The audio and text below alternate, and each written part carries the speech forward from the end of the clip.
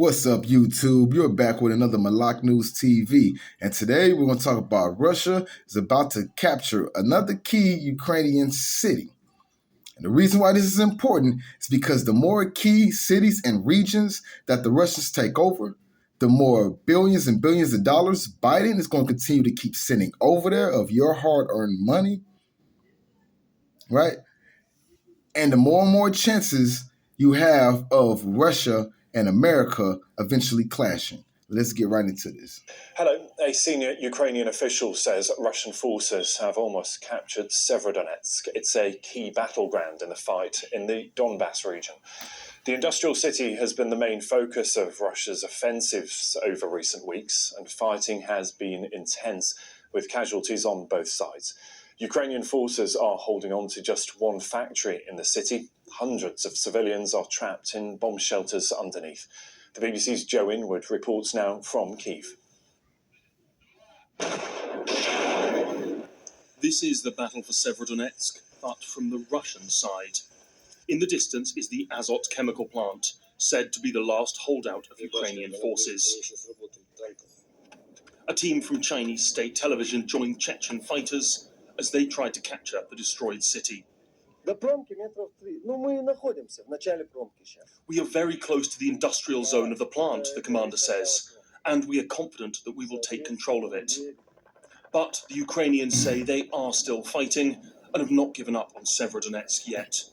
That's despite massive artillery barrages that have turned a once bustling city into a wasteland. The last day and night before were very hard. This night was relatively calm, but it is the calm before the storm. In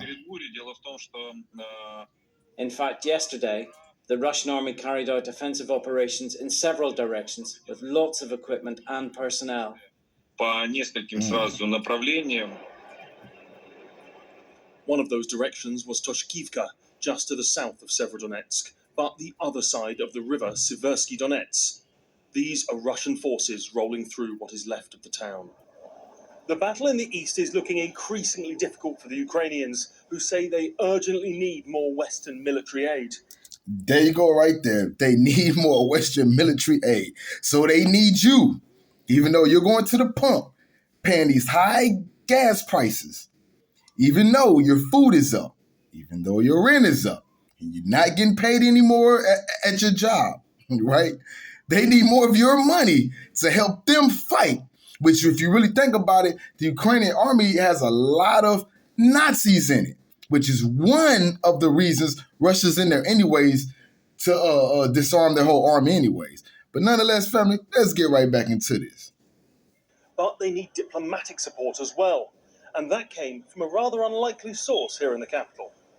Hello. Really nice to meet you. Hello. Hollywood actor Ben Stiller, also a UN Goodwill ambassador, in town to meet President Zelensky. So you have two actors right there. Let's continue. Was trying to keep this conflict in the public eye. Our news cycle goes so quickly that it's really hard to keep attention on these issues that maybe don't affect us directly, but they do have an effect on us overall. All the while, the destruction continues. This war is far from over, but there will be difficult days ahead. So that's Joe Inwood reporting there. And a little earlier, my colleague Samantha spoke to Joe about the very latest on that battle for Severodonetsk. Well, you heard Sergei Hedai talking about the calm before the storm. The storm really has arrived, both here in Kyiv and in the east of the country. Severodonetsk is a crucial city, symbolically as much as strategically, because it's one of the last two big population centers in the Luhansk Oblast, the Luhansk region, which has really been the main focus of Russia's push into the east of this country. Now, what we're seeing is the process that's taken weeks and weeks to happen, the slow advance of Russian troops in trying to encircle, trying to push back the Ukrainians. That's really coming to a head now, and the Ukrainian forces have been pushed back into this small area, as I was talking about in my report there, the Azot chemical plant. We think they are there with a number of civilians as well, but it does seem like the Russians are closing the vice around the city of Severodonetsk. And is there any possibility of any civilians who are still in the city able to get out? That seems unlikely, I think. There has been some talk of a civilian corridor in the past, but it was unilateral. The Russians just declared it. They didn't agree it with Ukrainians. And they've been accused of doing that for cynical reasons, for propaganda reasons, in short, and trying to use it to manipulate the battle space, is how the British Ministry of Defence described it. I think it's very unlikely. I think what we will see is potentially this siege grinding on for a while, this attack grinding on, the civilians trying to keep their heads down, trying to avoid the intense bombardment that we've seen. But I don't think it's likely that any are going to be trying to come out, simply because it's too dangerous. Although it is worth saying anything is possible, and it'd be a fool to make too strong. He's absolutely right. It's definitely too dangerous. It's only too dangerous because those troops and those civilians, quote unquote, that are there wanted to stay there. You see, Russia looks at Ukraine as like little brothers in a sense, right? Because they're basically the same people. Their land got split up and Russia's basically about to go back over and take their own land back over, right? So they're giving these people perfect opportunities to leave out of these cities. What's happening is that the Russian troops are coming to these cities, and what's going on? They're getting pushed back, Russian army. So what do you have to do as an army?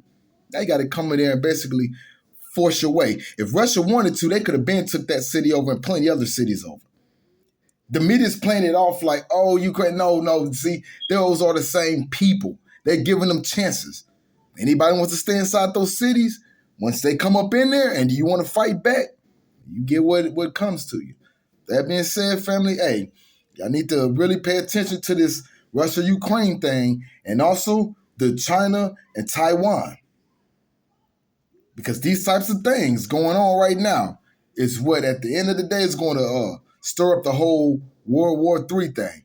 Because what you realize is right now, technically, it is the Ukrainian army that is the face of the Ukrainian side of the war, backed by not only American dollars, your money, but also by some type of, they keep calling them veterans, trying to say basically like they're retired from the military, but these might be actual active military people, whatever, I'm not sure. But when you hear about things about Russian tanks and stuff like that getting taken over, great chances are that's coming from here. But with that being said, hey, peace and blessings, one love, shalom, and I'm gone.